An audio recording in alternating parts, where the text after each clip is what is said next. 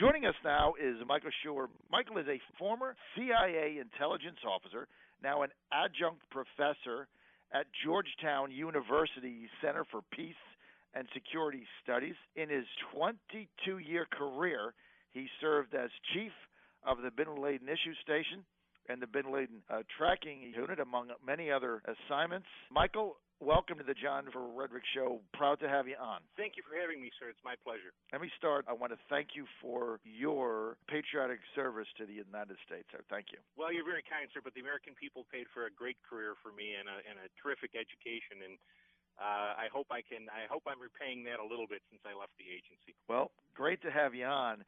We've got a lot to go over today. I want to start with this internal revenue debacle. I know you've been, inside various agencies, so you kind of have a feel what's going on. I mean, I'm absolutely outraged by a couple things. Number one, the statement by Lois Lerner basically blowing it off and saying, oh, well, we didn't show the appropriate level of sensitivity. Now she's supposed to testify in front of Darrell Iss's committee. She took the fifth there. We've got the Carney spin machine now saying that, they had to strategize before they talked about it and released information. My point is you don't strategize, you just tell the truth. What's going on? Well, it's going to go to the White House. It'll go to Obama directly at some point. In fact, it already has in the report about his meeting with the union from the IRS the day before things began to roll.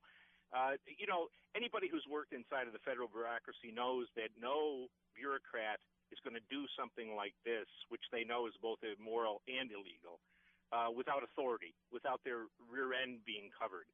And that's especially since 9/11, sir. In every aspect of the government, not only foreign policy, but domestic policy, no one takes any chances anymore. And the idea that somehow this is some rogue folks in Cincinnati or even this bureaucrat who's going to take the fifth, that they're responsible for this is just nonsense. It goes right to Obama. I mean, it just doesn't make any sense at all. You just can't. I mean, we said the first day we heard it that two lower-level IRS agents, executives in Cincinnati, what were they mad because the Reds got beat in the playoffs and decided to target people? I mean, it just didn't make any sense at all. Now, I want to get to the other thing we've got going on right now, which is the hearings on what exactly went down with Benghazi. I know that you've been in that region. You're very dialed in. Give our audience, Michael Sheur, your take of what exactly happened that night. Well, and I then think what the aftermath. Well, I think what you saw in Benghazi and in other places around the world is the determination of the Obama administration, Mrs. Clinton, the president, and especially John Brennan. He's been kind of the point person, the new CIA director, on this obfuscation of the threat we face from the Islamist militants. The story would not have been able to be brokered to the American people that everything was fine after bin Laden died if various events happened, especially the attack in Benghazi. Mm-hmm. So when it did happen, and it signaled what is a rising threat, not a receding threat from Islamists, they had to spin it as first a demonstration against this non-event of a film on the video. And then, of course, if you sent the Marines to rescue those people, it unravels the whole story about a decreasing threat from the Islamists. And so they let those people die with great sanguineness. They just watched them die. And the aftermath has been a constant lie to the American people. The military surely could have got there in some form in 7.5 hours, even if it was only jet aircraft, fighter aircraft, buzzing the ground, not even using any ordnance. It's like Democrats always do. They love to watch as Americans die, whether it's in Afghanistan uselessly after we declared defeat or in Benghazi. Well, now, about a week ago, Michael, we had Congressman from Virginia Republican Randy Forbes on. He sits on the Defense Appropriations Committee. So one of the things he said was that simply if they only had 3 additional military assets on the ground, just 3 guys, or they simply buzzed an F-16 overhead low, that they would have basically stopped the four assassinations. Why didn't we do that? I mean, I'm still trying to figure out what the incentive would be for the people in charge at the time not to bring the help in there to save these lives. What was the reason behind that? Sir, I think it's just very clearly that they see the world as they want to see it, and they want the American people to believe that we don't have a problem anymore since bin Laden was killed with the Islamists. And any kind of overt reinforcement to save those people makes it very clear that what was happening was not the result of that video, but rather the result of the expansion of the threat to the United States. The president, from my perspective, and I'm just an old has-been bureaucrat, but the president consigned those people to death in order to protect his presentation of what the world looks like. Unbelievable. Now, as far as changing the narrative, I mean, one of the criticisms, Michael, that I had is that I don't have a problem if David Axelrod got on TV or one of the other Obama campaign operatives, and they can spin whatever they please. I mean, it's a campaign. I guess what bothered me is Susan Rice, ambassador of the United Nations. When an ambassador gets on TV, you think that's not partisan, and you think that they're going to tell the truth.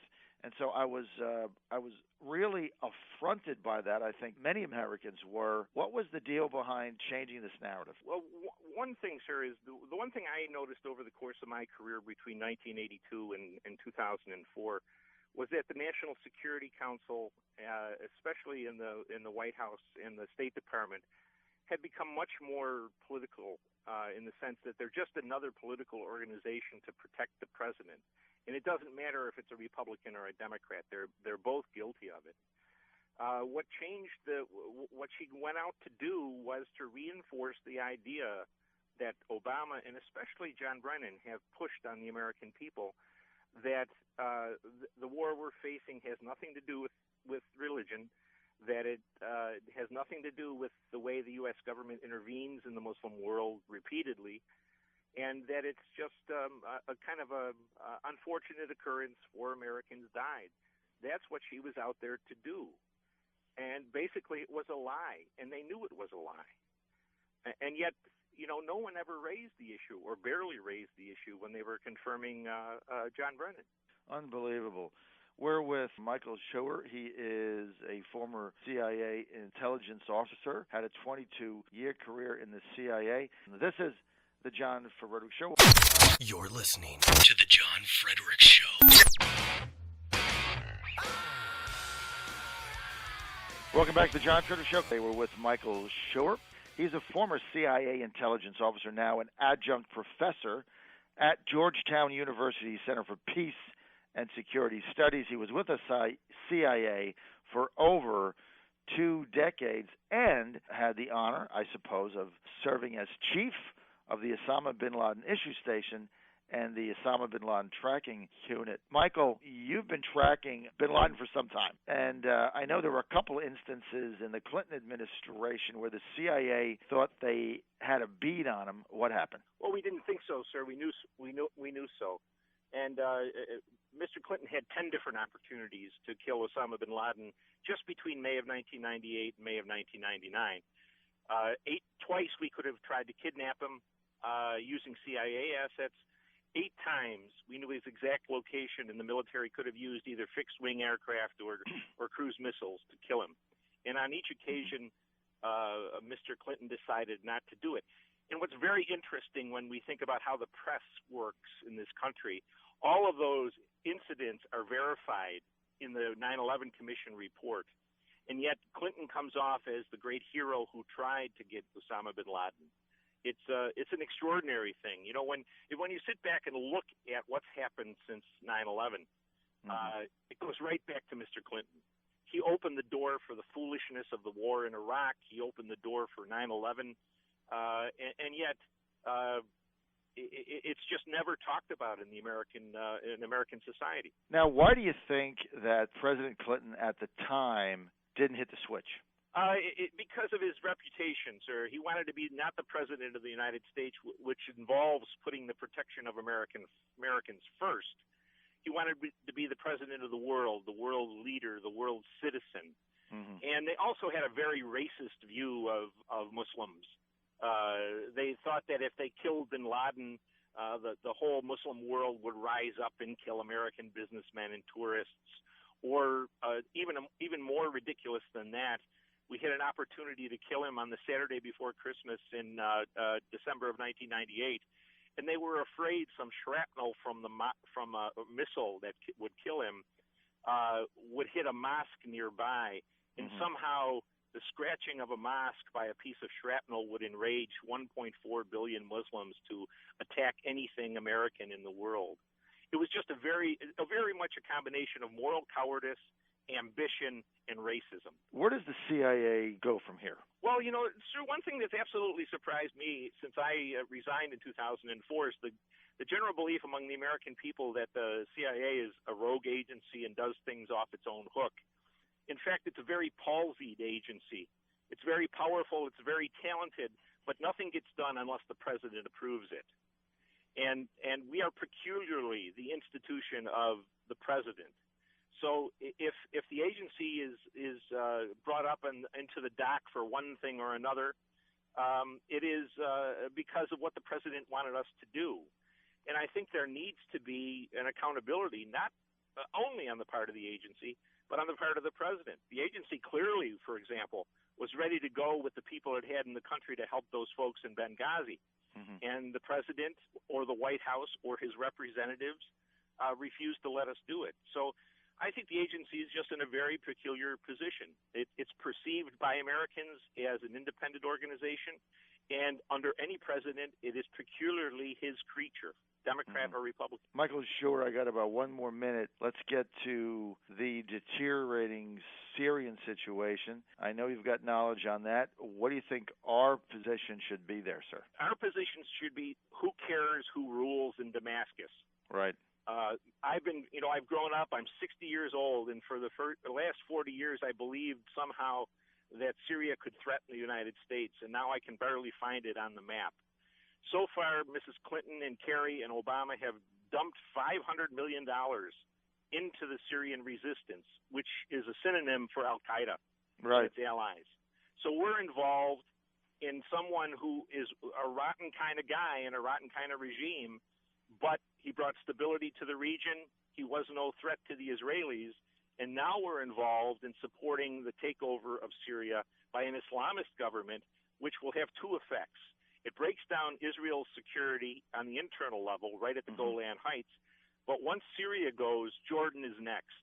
And then we are without any influence in the Levant. Really makes no sense because, as I've been saying for some time, we have absolutely no idea who the rebels are, who controls them, what influence Al-Qaeda has, what influence the Muslim Brotherhood has. And, there's an old saying, you're better off with the devil you know than the devil you don't.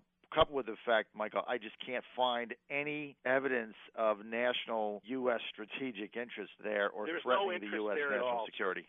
Yeah, the only interest, if you believe that eventually getting American Marines and soldiers killed so some Syrian woman can vote, if you think that's a national interest, then there is one. Otherwise, there's not a single national interest. Absolutely not. Michael Sheur, we're out of time. Would you please give out your website, Michael? Yes, sir. It's non-intervention.com. Non-intervention.com. Okay, we've been talking with Michael Sheur, 22-year veteran of the CIA, retired recently. This is the John Fredericks Show.